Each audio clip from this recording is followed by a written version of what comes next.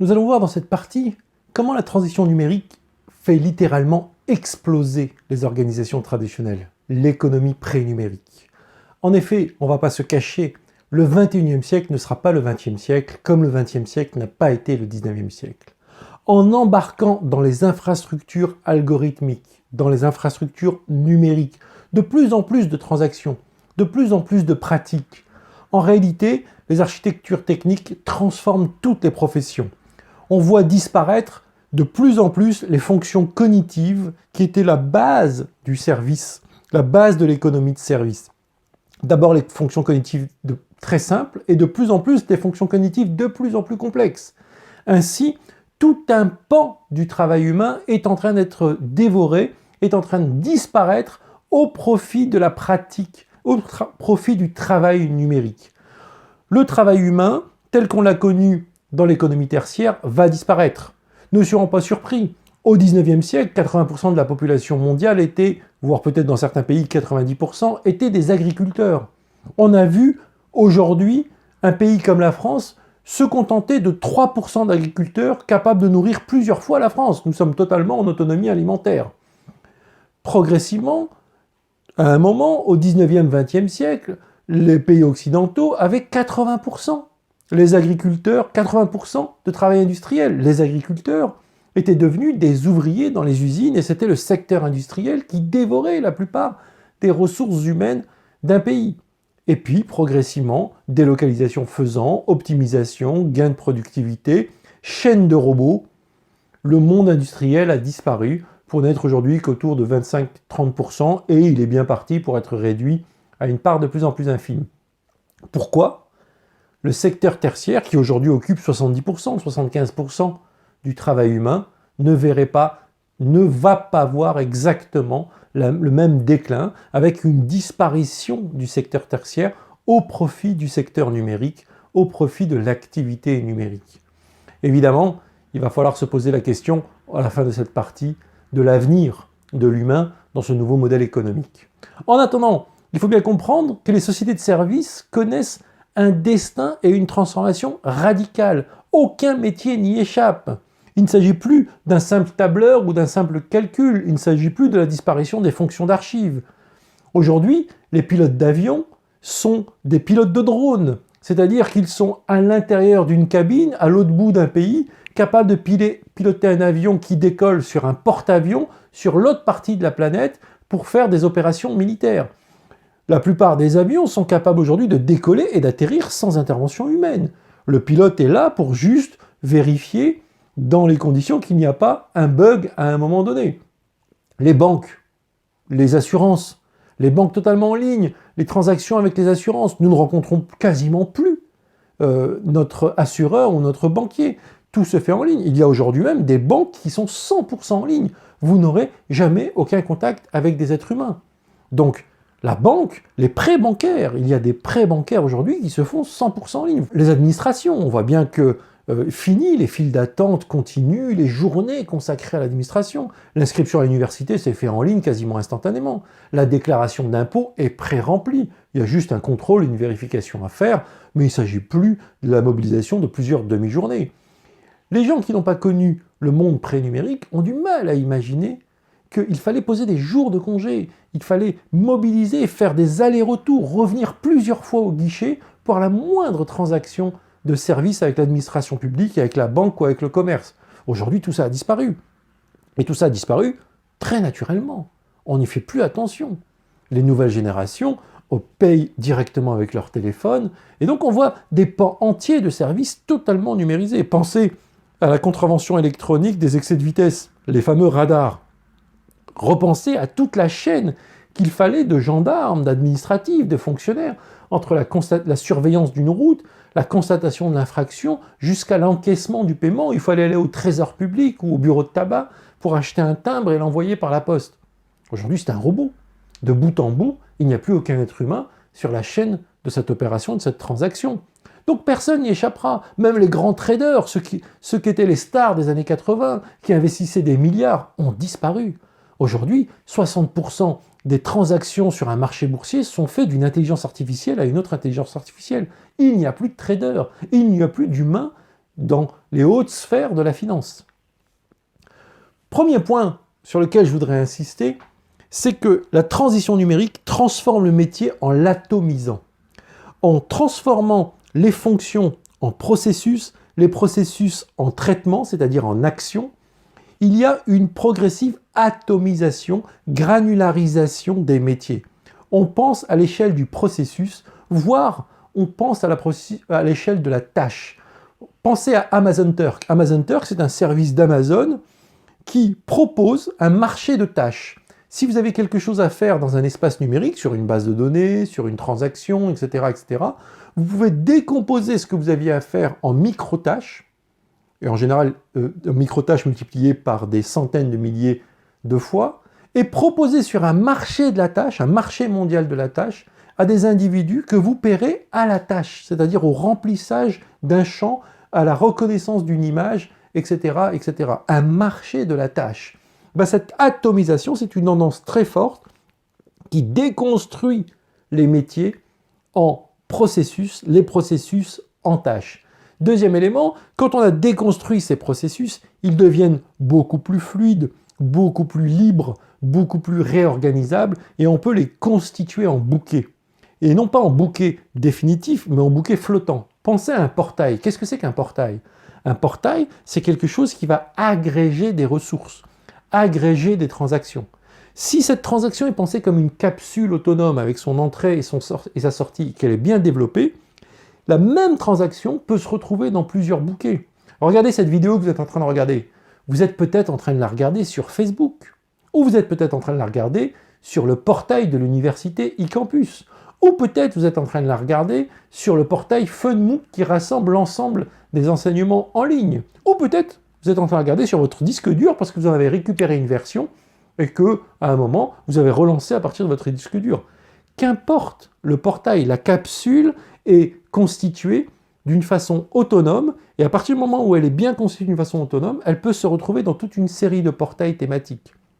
De plus en plus, on voit émerger des organisations portails. Ces organisations portails vont se focaliser autour d'un besoin, d'un ensemble de besoins, et va essayer d'apporter la totalité des réponses.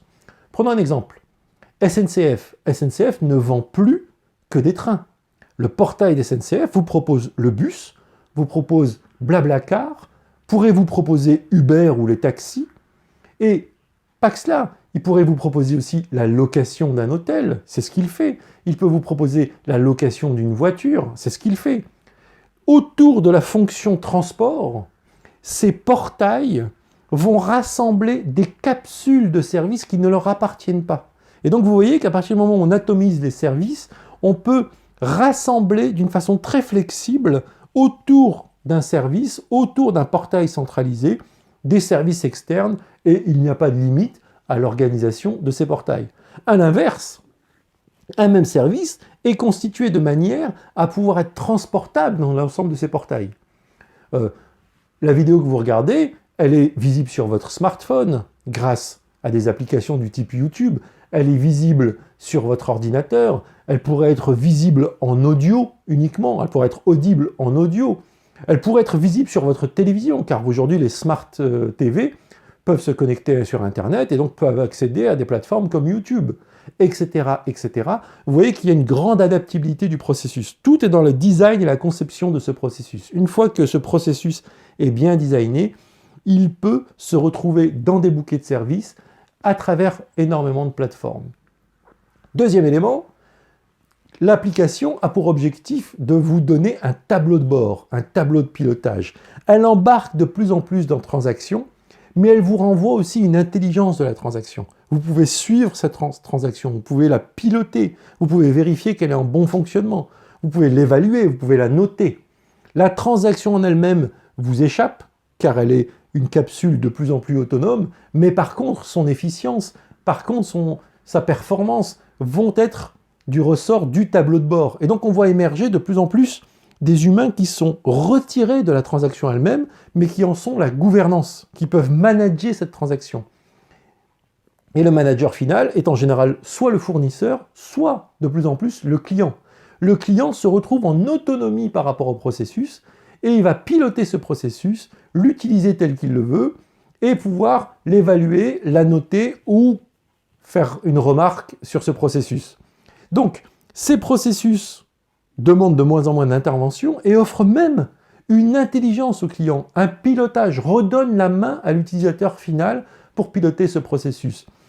Ce processus embarque en général une certaine intelligence qui va aider l'utilisateur à interagir à travers des assistants, des filtres, des simulateurs. Vous pourrez à tout moment être accompagné, apprendre à maîtriser ce processus. Chaque processus a non seulement un tableau de bord pour le piloter, pour pouvoir le surveiller, pour en tirer de l'intelligence à travers de la donnée, etc., etc., mais en plus, il embarque de l'intelligence dans l'interaction.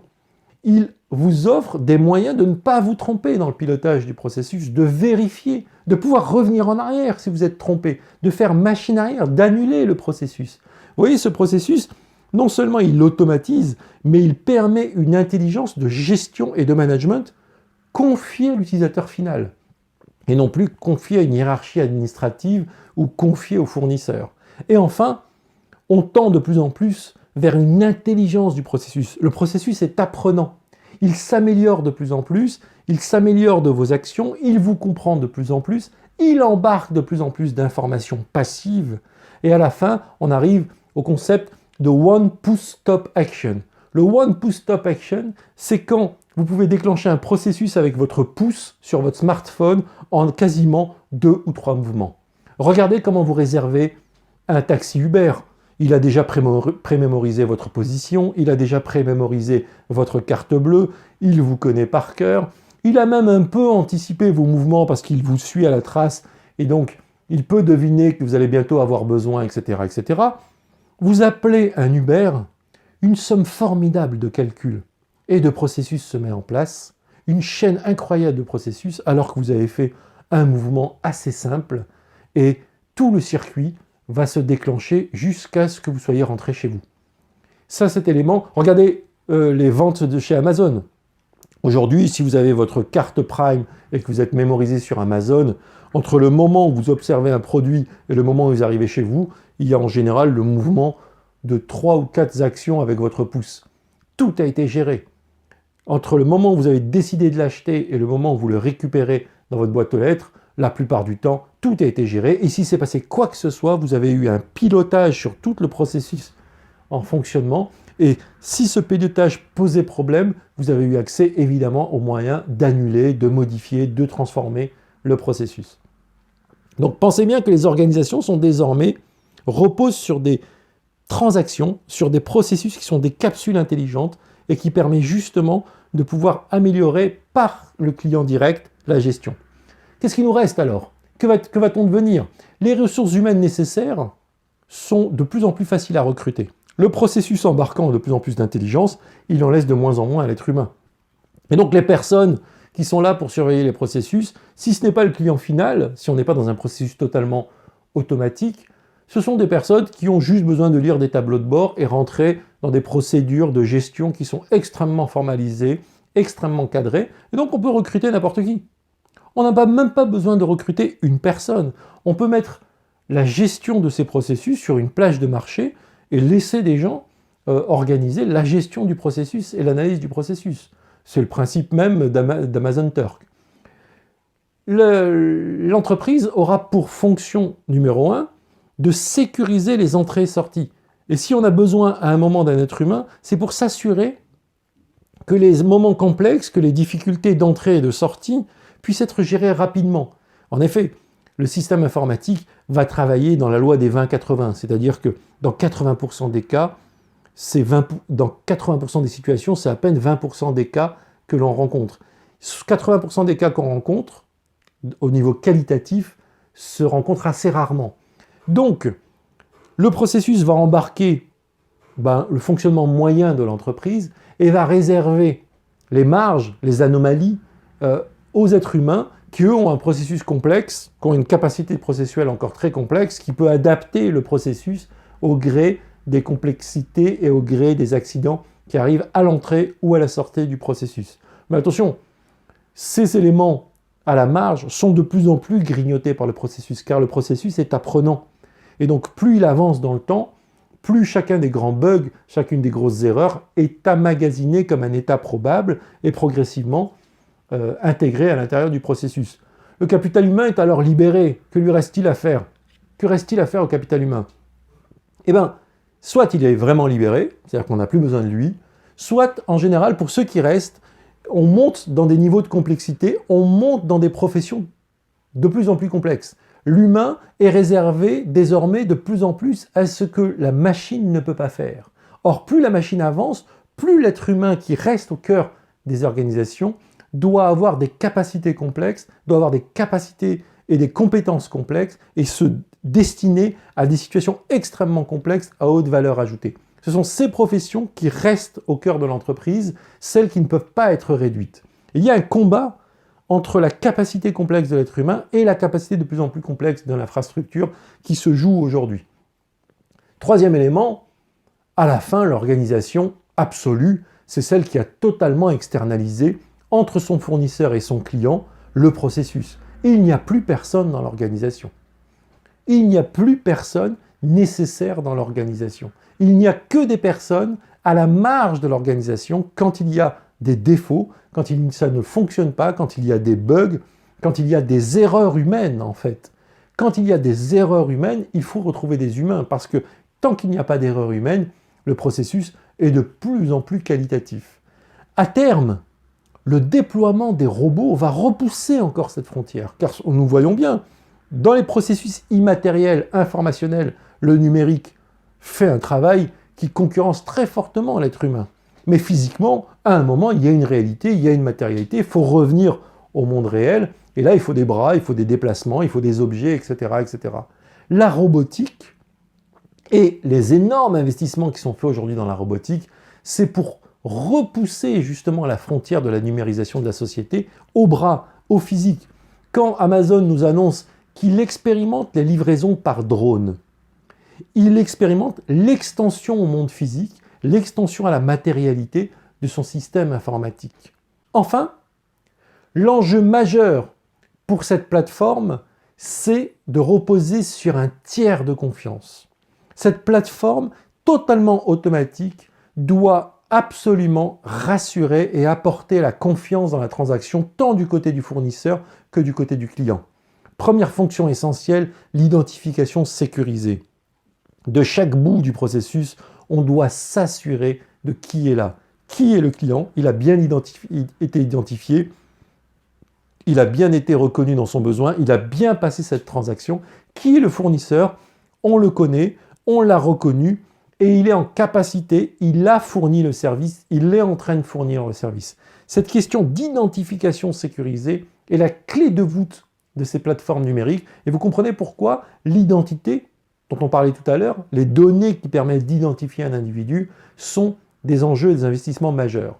Parce que si je n'ai pas confiance dans ce qui se passe de l'autre côté du processus, alors que je suis totalement aveugle, si je n'ai pas les moyens d'avoir confiance dans la plateforme, eh ben je n'utiliserai pas cette plateforme et je n'utiliserai pas ce service.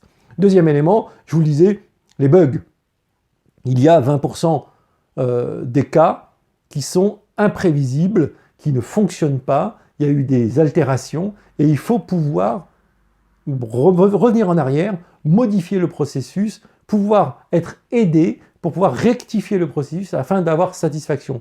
Donc, la plateforme en tant que centre d'aide, la plateforme en tant qu'assurance, la plateforme qui rassure sur toutes les situations, c'est un deuxième enjeu majeur. Il faut pouvoir assurer le client comme le fournisseur que s'il se passe quelque chose, personne n'y perdra des plumes. C'est de responsabilité de la plateforme d'assurer le service et le processus. Troisième élément, c'est un intermédiaire de transaction.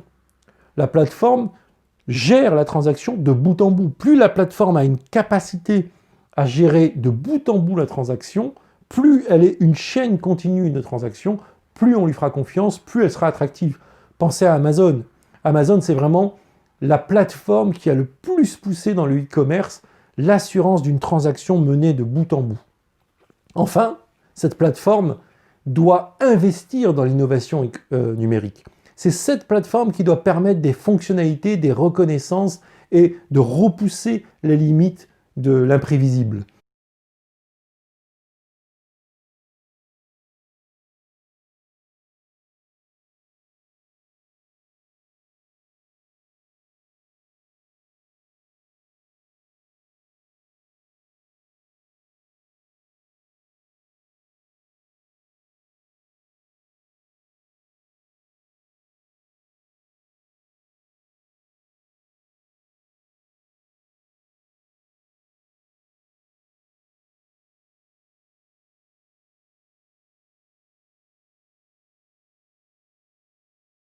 Il y a une somme de gens dans les organisations qui ne servent plus à rien et qui donc, comme ils sont à des positions clés, comme ils sont à des positions essentielles, ceux qui n'étaient pas à des positions clés ont été virés. Disons-le clairement, il y a eu progressivement un dégraissage depuis les années 90 à 2010 des grandes entreprises de services.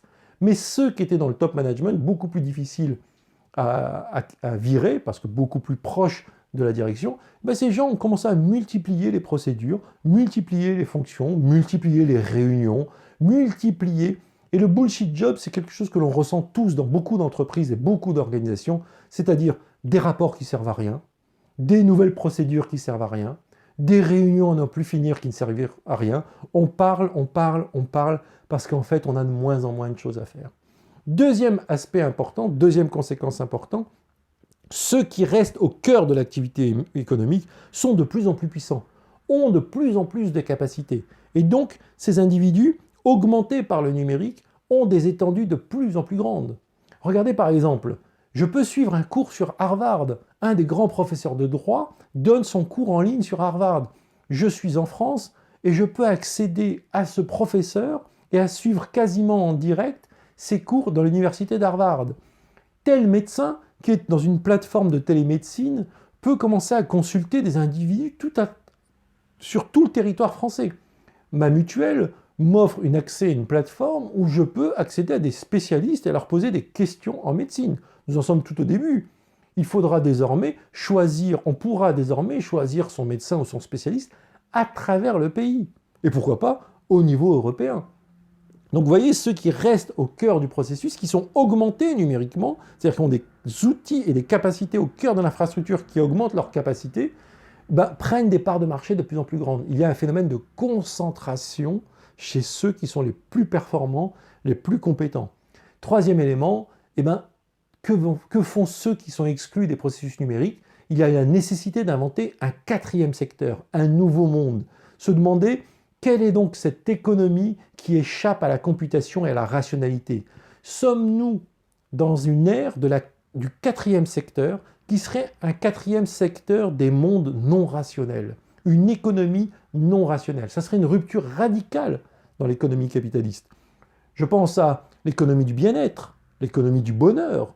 On voit se multiplier les coachs, on voit se multiplier les blogueurs touristes, on voit se multiplier les cours de cuisine en ligne ou en réel. On voit se multiplier des professions du bonheur. Les professions de l'exclusion. Beaucoup de gens sont exclus du modèle économique. Beaucoup de gens sont exclus de la société. Les personnes âgées, les personnes en situation de handicap, les personnes extrêmement pauvres. Il y a toute une population qui a besoin d'être accompagnée humainement, d'être assistée humainement, de pouvoir être compensée dans les difficultés qu'elle rencontre. Il y a toute une économie du service, que ce soit du service aux personnes âgées, service au handicap, etc., qui peuvent développer un secteur économique. On voit, comme le disait Schumpeter, qu'il ne s'agit pas d'une destruction pure, il s'agit d'une destruction créatrice. Ça, c'est le concept de Schumpeter. Quand une économie est détruite, elle libère des ressources et ces ressources ne restent pas là, traînant, errant dans un désert économique. Non, ces ressources vont innover. Ces ressources vont essayer de chercher des nouveaux marchés, des nouveaux secteurs. Et on voit très bien que, par exemple, le secteur du tourisme explose. On voit très bien que le secteur du bien-être explose. On voit très bien que les services à la personne explosent. Donc c'est toute une économie nouvelle, un quatrième secteur, qui n'est pas un secteur de la raison, qui est plutôt un secteur intersubjectif, un secteur d'humain-humain, pourquoi pas un secteur affectif. Je pense par exemple aux jeux vidéo, je pense par exemple aux loisirs, nombre de chaînes de télé, de production d'images, de production audiovisuelle, de musique. Vous voyez, il y a tout un secteur qui est en train de se développer du fait qu'on a libéré une grande partie de la population. Et donc, nous sommes en train de rentrer dans ce quatrième secteur en libérant. En attendant, nous sommes face à un moment de transition. Et dans les transitions, entre ce qui était et ce qui devient, entre ce qui a été et ce qui n'est pas encore là, émergent des monstres. Et ces monstres, nous allons en parler tout de suite, ce sont les organisations ubérisantes, c'est-à-dire l'ubérisation de la société.